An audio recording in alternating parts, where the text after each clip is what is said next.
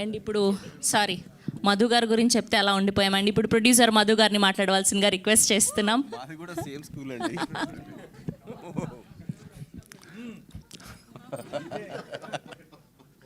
తమన్నా గారు చీరప్ చేస్తున్నారు, మీకు చూసారా అసలు?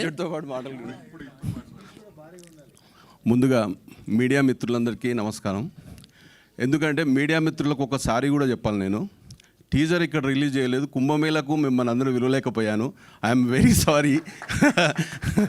కానీ మీరు చాలా సక్సెస్ఫుల్గా మీరు చేశారు, అది నేను ఎప్పుడు రుణపడి ఉంటాను మీకు.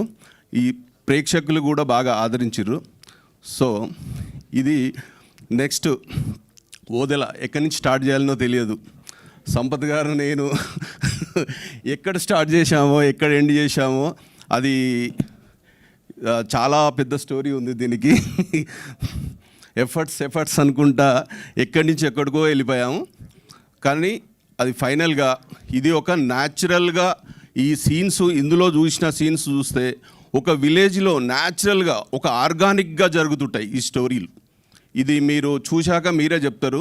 సో నాకు బాగా కంటెంట్ నచ్చి, కంటెంట్ నమ్ముకొని నేను ఎంత బడ్జెట్ అయినా వెనకాడకుండా, ఎవరెవరో ఏదో అన్నా కూడా నేను బడ్జెట్ వెనకాడకుండా ఈ మూవీ తీశాను.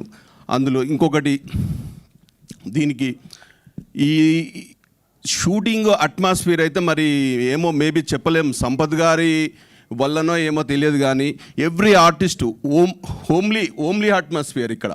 ఎందుకంటే ఒక సినిమాగా ఒక కమర్షియల్గా ఏ ఆర్టిస్ట్ కూడా మమ్మల్ని ఇబ్బంది పెట్టలేదు, ఏం చేయలేదు. హోమ్లీగా సైలెంట్గా వచ్చి యాక్ట్ చేయడము, వెళ్ళిపోవడము చాలా బాగా మాకు సహకరించారు.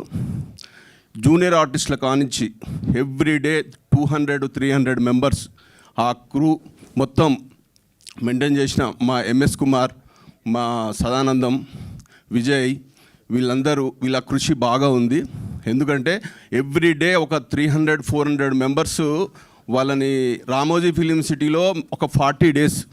ఇంకొకటి ఆర్టిస్టులు వచ్చేసి ఇక వచ్చిన సిరి గారు కానీ, మన ఇంకా ఎవరు, నాకు పూజారెడ్డి, నాగమహేష్ గారు, శరత్ గారు, సురేందర్ రెడ్డి, వంశీ, గగన్, వీళ్ళంతా ఒక ఎత్తు అయితే, ఈ యొక్క సినిమా స్టార్ట్ చేయడానికి తమన్నా గారు ఎప్పుడైతే అయ్యారో అప్పటి నుంచి నాకు బడ్జెట్ విషయంలో ఏమీ ఆలోచించకుండా వశిష్ఠ సింహ, ఇక మీ గురించి చెప్పాల్సిన అవసరం లేదు. తమన్నా గారు మీరు కూడా మరి తెలియదు నాకు, ఎందుకంటే మిమ్మల్ని మిల్కీ బ్యూటీ అంటారు, కంప్లీట్ ట్రాన్స్మిషన్.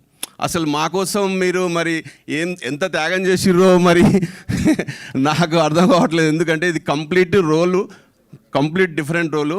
చాలా థ్యాంక్స్ మీకు.